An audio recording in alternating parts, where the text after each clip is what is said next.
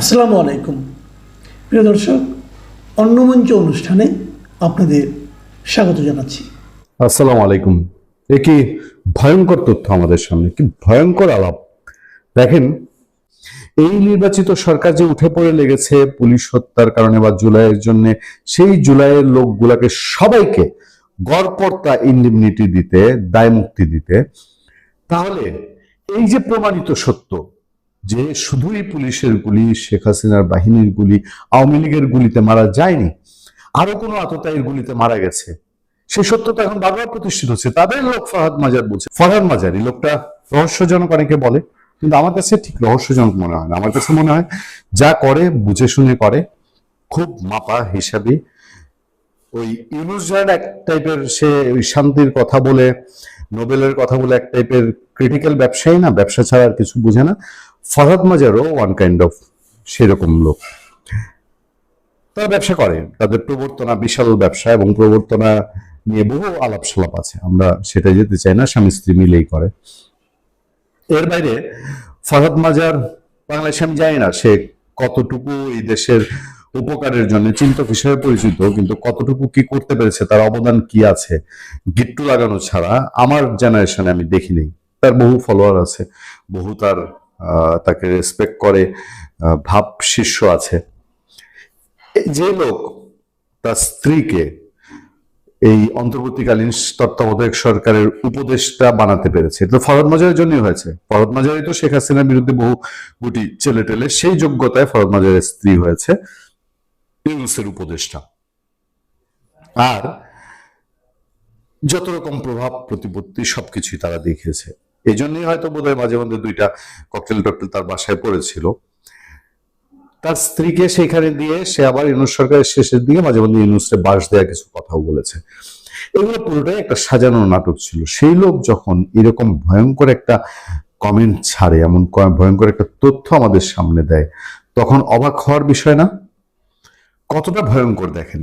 তারা কি নিজে নিজেই আস্তে আস্তে থলের বিড়াল বের করে দিচ্ছে? ফরহাদ মাজার এক জায়গায় বলছে, ইউনূসকে ক্ষমতায় রাখতে ডিপ স্টেট শুধু হাদিকে হত্যা করেছে, নাকি 24 জুলাইয়ে ছাত্র জনতাকেও স্নাইপার দিয়ে হত্যা করেছে? এটা এখন সবচেয়ে বড় প্রশ্ন। ফরহাদ মাজার, এটা উত্তর মানুষের কাছে আছে, মানুষের মুখে মুখে আছে, মানুষের ভেতর ভেতর আছে। দেখেন, এই তত্ত্বাবধায়ক সরকারের উপদেষ্টা ব্রিগেডিয়ার এম সাখাওয়াত হোসেন, আপনারা যে যত কথাই বলেন যে ইউনূসের সঙ্গে গিয়েছে, 2 বছর ছিল, একটা প্রশ্নটা তো তুলেছে, ইউনূসের সরকারের ভেতরে থেকে তুলেছে, যে কারণে তার স্বরাষ্ট্র মন্ত্রণালয়ের মতো গুরু দায়িত্ব তার হারাতে হয়েছে। সেই এম সাখাওয়াত হোসেন বারবার বলেছেন যে স্নাইপারে নিহত মানুষ দেখেছে, দেখা গেছে 24শে আগস্টের হত্যাকাণ্ডে। আমার প্রশ্ন হলো, এখন তো একটা নির্বাচিত সরকার আসছে, এই নির্বাচিত সরকার যে উঠে পড়ে লেগেছে পুলিশ হত্যার কারণে বা জুলাইয়ের জন্য, সেই জুলাইয়ের লোকগুলাকে সবাইকে গড়পড়তা ইন্ডেমনিটি দিতে, দায় মুক্তি দিতে, তাহলে এই যে প্রমাণিত সত্য যে শুধুই পুলিশের গুলি, শেখ হাসিনার বাহিনীর গুলি, আওয়ামী লীগের গুলিতে মারা যায়নি, আরো কোনো আততায়ীর গুলিতে মারা গেছে, সেই সত্যতা এখন বারবার প্রতিষ্ঠিত হচ্ছে। তাদের লোক ফাহাদ মাজার বলছেন, তাদের লোক ব্রিগেডিয়ার এম সাখাওয়াত হোসেন বলছেন। তাহলে কেন 24-এর সকল হত্যাকাণ্ডের দায় মুক্তির মধ্যে পড়বে? আলটিমেটলি ফাহাদ মাজারের এইসব কথা বা যে ডকুমেন্ট রয়ে গেছে ব্রিগেডিয়ার এম সাখাওয়াত হোসেনের কথায়, এগুলো কি একদিন সামনে এসে দাঁড়াবে না? এইগুলো ধরে একদিন কি বিচারের ঘটনা ঘটবে না? আজকে যে জেনজি নামে দাবি করে, এদের বয়স এভারেজ 30, 50 বছর পরে তারা কেউ কেউ বেঁচে থাকবে, 40 বছর পরে 70 বয়স, 30 বছর পরে 60 বয়স। এমন যদি হয়, আগামী 20-30 বছরের মধ্যে আরো একটা, যেই শক্তিকে তারা তাড়িয়েছে সেই শক্তি আরো একটা অভ্যুত্থান ঘটায়, আরো একটি বড় ধরনের পট পরিবর্তন হয় বাংলাদেশে। ধরেই নিলাম যে বিএনপির সময়ও কিছু হলো না, যদি আমি মনে করি যে বিএনপি সেই দল না, এবং বিএনপি ওই এদের পাপের বোঝা বিএনপি তার কাঁধে নিবে না, শেষ পর্যন্ত কোনো না কোনো একটা বিহিত হবে। কিন্তু ফরহাদ মাজারদের কথায় যেই সত্য সামনে আসছে, এই ভয়ঙ্কর সত্য, বিএনপি কিভাবে ধামাচাপা দিবে? আপনি যে কারণগুলো বলে ফেলেছেন, এর সাথে আরেকটা বিষয় আমি যোগ করতে চাই। সেটা হলো, আপনি যেগুলো বলছেন সেগুলোর সবগুলোই কারণ। আমরা তো দেখে আসি নাই, আমরা অনুমান করে বলতে পারি। আপনি যে 3টা প্রশ্ন করলেন, যে ডিপ স্টেট তাদের হাতের নাগালের বাইরে চলে গেছে, অথবা তারেক রহমানের উপরে প্রতিহিংসা, যেটা মঞ্জুর হক স্যার বললেন যে হয়তো নিজেকে একটু দায় মুক্ত করার স্পৃহা থেকে বলেছে। আরেকটার সাথে যুক্ত, সে হলো নাবালক তো আমার ভাবির পোলা না, এরা তো আমার ভাই না, ভাবিও বলে নাই, ভাবির পোলা, বয়স তো কম, ভুলে বলে ফেলেছে। মনে কর আমি একবার না একটা গরু চোরের সাথে, হাসবেন না আপা কিন্তু, আমি একবার এক গরু চোরের সাথে দেখা করছি। আমি বললাম যে কাকা, মানে কাকা না, আমরা বলি কাহা। আমি বলছি, ও কাহা, আমার একদিন নিয়ে যাবা। কই কই কামে, কই তুই কেমনে জানলি? আমি বললাম আমি কি জিজ্ঞেস করছি, তুমি কেমনে জানলা? পরে বললাম যে তুমি যে গরু চোর আমি জানি, আমি তোমার সাথে একদিন যাবো। তখন আমার যাবো যাবো না যাবো, কয় তুই তো ভদ্রলোকের পোলা পান, তোর নিয়ে কিছু ধরা পড়ার। আমার চাচা তুমি যে শিয়া না, তোমার ধরতে তোমার সাথেই যাবো। তখন বলে তোর নেওয়া যাবো না। আমি বলছি কে? কই তুই এলি নাবালক, গরু চোর হয় সাবালক, তোর নেওয়া যাবো না, তোমার বয়স কম।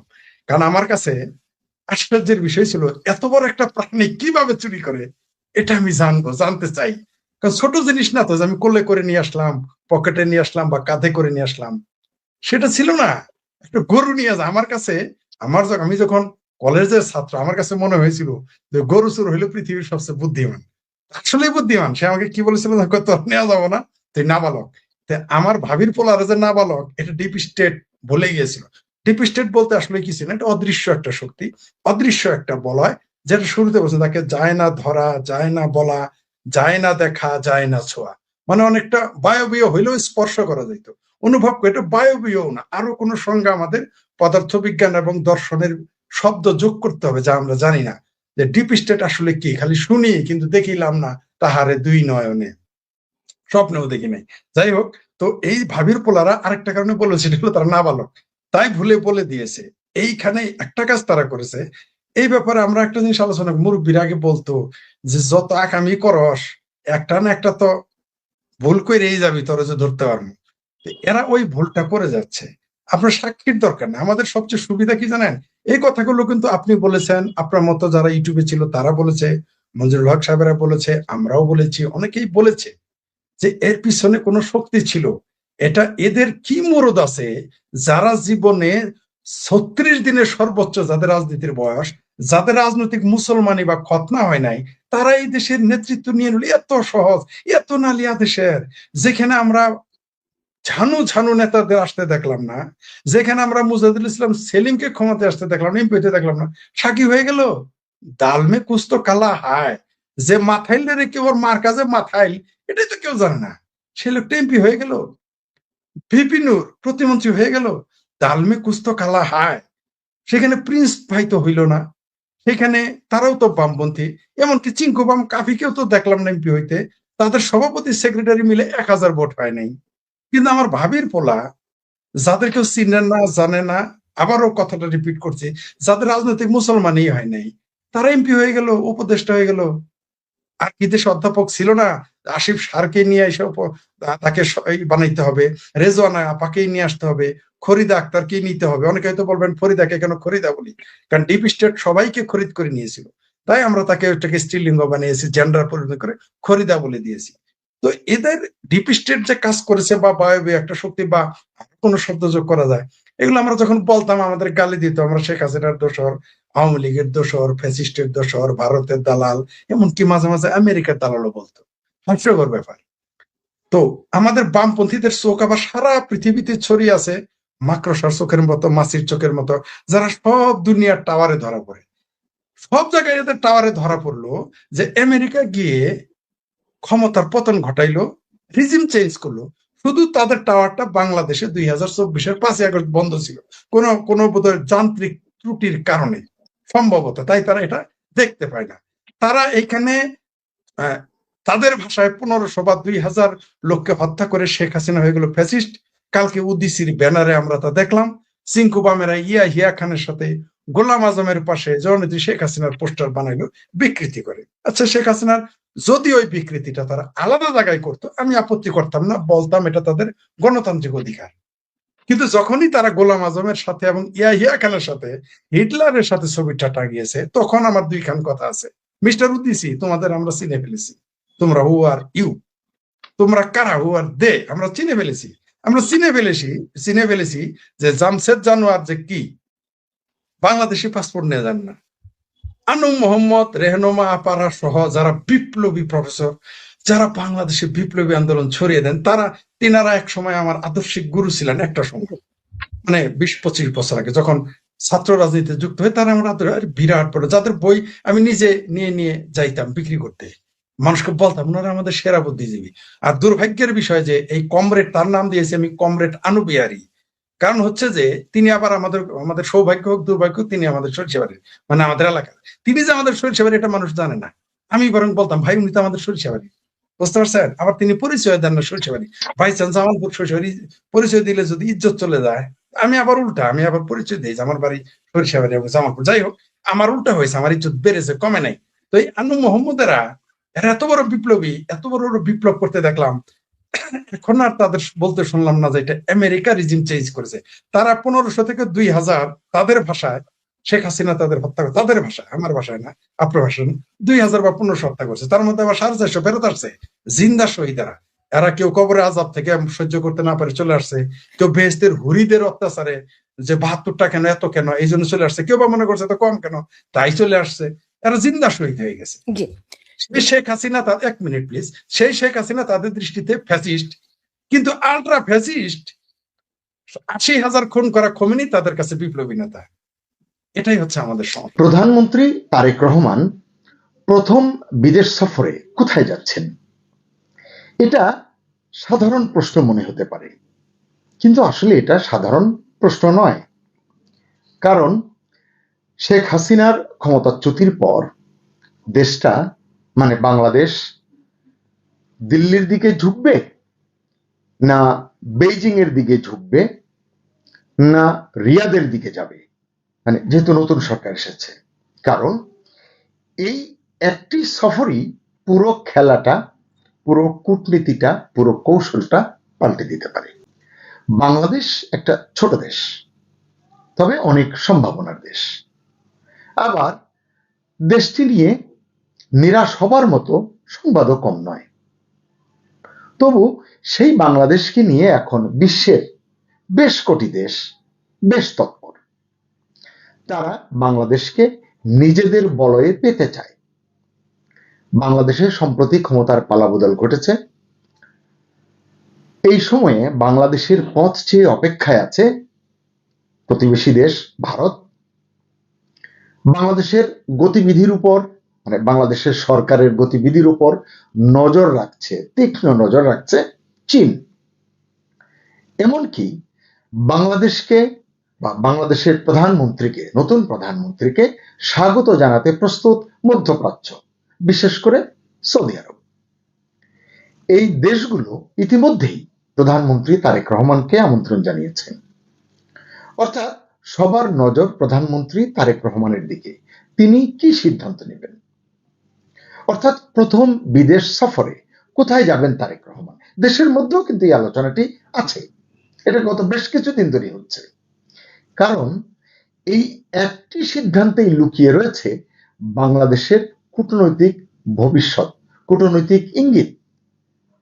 এই প্রথম সফরটা হয়ে উঠেছে আসলে একটা পাওয়ার সিগন্যাল। কিরকম?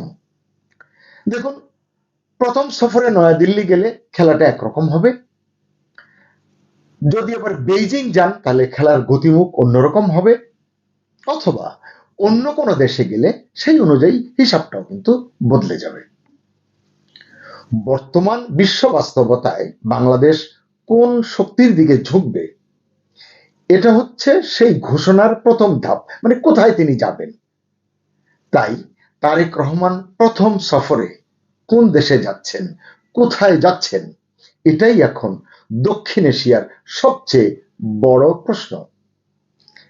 দেখুন, আমাদের সাম্প্রতিক ইতিহাস বলছে বাংলাদেশের কোন প্রধানমন্ত্রী যখন প্রথম বিদেশ সফরে যান, মানে অতীতে গেছেন, সেটা শুধু সফর থাকে না, সেটা হয়ে ওঠে সেই সরকারের পররাষ্ট্রনীতির প্রথম ঘোষণা বা ইঙ্গিত, যাই বলুন না কেন। ঠিক সেই জায়গাটিতে এখন দাঁড়িয়ে আছেন বিএনপির নেতা, বিএনপি চেয়ারম্যান, বিএনপি তারেক রহমানের নেতৃত্বাধীন বর্তমান সরকারের প্রধানমন্ত্রী যিনি তারেক রহমান, চারদিক থেকে আমন্ত্রণ আসছে, বিভিন্ন দেশ থেকে আমন্ত্রণ আসছে, আমন্ত্রণ এসেছে। ভারত ডাকছে, চীন ডাকছে, সৌদি আরব ডাকছে, এমনকি ভুটান, মালয়েশিয়া, জাপান সবাই প্রস্তুত তারেক রহমানকে স্বাগত জানাতে। কারণ ওই যে বললাম, এর পেছনে আছে আঞ্চলিক ভূ রাজনীতি এবং বৈশ্বিক রাজনীতির হিসাব নিকাশ। বিশেষ করে দক্ষিণ এশিয়ার জন্য এই একটি সিদ্ধান্তই হয়ে উঠতে পারে পাওয়ার গেম। তাই প্রশ্ন, প্রথম সফরে কোথায় যাবেন তারেক রহমান? ঝানু কূটনীতিকরা বলছেন তারেক রহমানের জন্য প্রথম নিরাপদ অপশনটা হচ্ছে ভুটান, কারণ ভুটান আমন্ত্রণ জানিয়েছে। কারণ স্বাধীন বাংলাদেশকে প্রথম স্বীকৃতি দিয়েছিল এই দেশ, অর্থাৎ ভুটান। তো যদি তিনি ভুটানে যান তাহলে একটা বার্তা যাবে, সেটা কি? সেটা হবে এরকম যে আমরা আবেগ, মানে বাংলাদেশিরা বা তারেক রহমান বা বিএনপি চেয়ারম্যান আবেগ, ইতিহাস এবং ভারসাম্য সবকিছু মাথায় রেখেছেন বা রাখছেন। এবং একই সঙ্গে দিল্লির আধিপত্যবাদের যে একটি সমালোচনা রয়েছে বাংলাদেশের রাজনীতির মাঠে, সেখানে একটি বার্তা যাবে যে দিল্লির আধিপত্যবাদের কাছে এই সরকার মাথা নোয়াচ্ছে না। বাংলাদেশে যারা অ্যান্টি ইন্ডিয়ান কার্ড নিয়ে রাজনীতি করেন, মাঠ গরম করেন, তারাও হয়তো একটু চুপসে যাবেন, তারেক রহমানকে আক্রমণ সেভাবে করতে পারবেন না। কিন্তু আসল খেলাটা এখানে না, আসল খেলা হচ্ছে ভারত, আমাদের নিকটতম প্রতিবেশী। ভারতের প্রধানমন্ত্রী নরেন্দ্র মোদী ইতিমধ্যেই চিঠি পাঠিয়েছেন, সপরিবারে দ্রুত সফরের আমন্ত্রণ জানিয়েছেন। তিনি যেন নয়াদিল্লি যান, তারেক রহমানকে একসঙ্গে কাজ করবার জন্য তারা অপেক্ষা করছেন, মুখিয়ে আছেন। ভারতের সঙ্গে বিএনপির সাম্প্রতিক কিছু গোপন হিসাব নিকাশ, মানে এটি আমি নিশ্চিত নই, এটি আলোচনা আছে বা বোঝাপড়া নিয়ে যে মাঠে যে সমালোচনাটা আছে এখানে সেখানে, সেটি নিয়েও কিন্তু তখন মানে দ্বিধাদ্বন্দ্বে পড়ে যাবেন সবাই। তারপরও মানে বলা হচ্ছে যে এখন যদি তারেক রহমান প্রথমেই দিল্লি যান তাহলে একটা পরিষ্কার বার্তা যাবে, বিএনপি তার পুরনো ভারত বিরোধী ইমেজ থেকে, পুরনো ভারত বিরোধী রাজনীতি থেকে বেরিয়ে আসছে বা বেরিয়ে আসতে চাইছে। এছাড়া ওই যে গোপন সমঝোতার কথা শোনা যায়, তাও হয়তো সত্যি, সেরকমও হতে পারে। তখন সংসদে এবং সংসদের বাইরে ভারত বিরোধী রাজনীতি যারা করেন বাংলাদেশে, তাদের খোঁচা, তাদের খোটা, তাদের সমালোচনা, তাদের হুঙ্কার তারেক রহমানকে সহ্য করতেই হবে। এবং বলতে দ্বিধা নেই, এখানেই শুরু হবে আসল হিসাব নিকাশ। কারণ একটু খেয়াল করলে দেখবেন যে নয়া দিল্লিও এখন আর আগের জায়গায় নেই, মানে বিএনপিকে নিয়ে, তারেক রহমানকে নিয়ে। কেন বলছি? যে দিল্লি তারেক রহমানকে একসময় এড়িয়ে গেছে, এড়িয়ে থাকতো, আজ সেই দিল্লির সরকারই তারেক রহমানকে কাছে টানতে চাইছে। কেন? কারণ খুব সোজা, বাংলাদেশ এখন আর শুধু একটা দেশ না, এটা একটা স্ট্র্যাটেজিক ব্যাটল গ্রাউন্ড, যুদ্ধক্ষেত্র, কৌশলগত। এই যুদ্ধক্ষেত্রের একদিকে রয়েছে চীন, অর্থাৎ বন্দর, চীন মানে বন্দর, বন্দরের উন্নয়ন, অবকাঠামো, এবং আছে অবকাঠামো এবং বিলিয়ন ডলারের বিনিয়োগ বাংলাদেশ, ইত্যাদি ইত্যাদি আরো অনেক কিছু আছে এই যে চীনের দিকে যদি যাই। আর অন্যদিকে আছে ভারত। ভারত মানে হচ্ছে নিরাপত্তার বিষয়টি আছে, সীমান্ত সমস্যার বিষয় আছে, আঞ্চলিক প্রভাবের বিষয় আছে, নিকট প্রতিবেশীর সুযোগ সুবিধার বিষয়গুলো তো আছেই। এই যে দুটি দেশের কথা বললাম বিশেষ করে, এর মাঝখানটায় আছে বাংলাদেশ। এখন আপনি যদি প্রথমেই ভারতের দিকে যান, সেটা বেইজিং দেখবে, সেভাবেই বেইজিং তার কূটনীতি এবং কৌশল সাজাবে, ঠিক করবে। আর যদি বাংলাদেশ বা তারেক রহমান চীনের দিকে ঝোঁকেন, সেক্ষেত্রে দিল্লিও কিন্তু চুপচাপ বসে থাকবে না, তারা তাদের মতো করে মাঠে থাকবে, মাঠে নামবে। এই জায়গায় গুরুত্বপূর্ণ হলো বাংলাদেশের জন্য কোন দেশ হতে পারে বেটার অপশন বা বেস্ট অপশন। ও আচ্ছা, এখানে আমি ভুলে গেছি আরেকটা বিষয়, এখানটাতে আছে আরেকটা চমকপ্রদ অপশন, সেটা হচ্ছে সৌদি আরব। তারা আমন্ত্রণ জানিয়েছেন, সৌদি যুবরাজ এবং প্রধানমন্ত্রী মোহাম্মদ বিন সালমান, তার তরফ থেকে আমন্ত্রণ জানানো হয়েছে। যদি তিনি সৌদি আরব যান তাহলে কি হবে? প্রধানমন্ত্রী হিসেবে তারেক রহমানের প্রথম উমরা পালনের সুযোগটা তিনি পাবেন। পাশাপাশি মধ্যপ্রাচ্যের যে বলয়, সেই বলয়ে তিনি ঢুকতে পারবেন এবং এই মধ্যপ্রাচ্য ভিত্তিক যে অর্থনৈতিক শক্তি, সেখানে সেই বলয়ের সঙ্গে ঘনিষ্ঠতার সুযোগ তৈরি হবে তারেক রহমানের, অর্থাৎ বাংলাদেশের। বিশ্লেষকদের মতে সব মিলিয়ে এটা হতে পারে একটা পাওয়ারফুল মুভ। এখন তারেক সাহেব কি করবেন সেটা তো তারেক সাহেব জানেন। এ কারণেই বলা হচ্ছে, যদি তারেক রহমান প্রথমে রিয়াদ যান, তাহলে বার্তাটা যাবে এমন যে বাংলাদেশ ধর্মীয় অনুশাসন, ইবাদত এবং মধ্যপ্রাচ্যকেই অগ্রাধিকার দিচ্ছে। আবার বলতে দ্বিধা নেই, এর মধ্যে আবার নীরবে পথ চেয়ে আছে পাকিস্তানও। প্রধানমন্ত্রীকে ইতিমধ্যেই তারা আমন্ত্রণ জানিয়েছে। তবে এক্ষেত্রে বলা হচ্ছে যে এই পাকিস্তান যে আমন্ত্রণ জানিয়েছে, প্রত্যাশা করছে বাংলাদেশের নবনির্বাচিত প্রধানমন্ত্রী প্রথম সফরে পাকিস্তান যাবেন। এটিতে তাদেরকে উৎসাহ জুগিয়েছে ইউনূসের 18 মাসের সরকারের কার্যকলাপ এবং নানান প্রতিশ্রুতি, পাকিস্তানের সঙ্গে তাদের ওঠা বসা ইত্যাদি ইত্যাদি। কারণ আমরা দেখেছি গত 18 মাসে পাকিস্তানের সঙ্গে বাংলাদেশের বাণিজ্য এবং যোগাযোগ হঠাৎ করে বাড়তে শুরু করেছে, যেটা এর আগে একেবারেই ছিল না 13-14 বছর।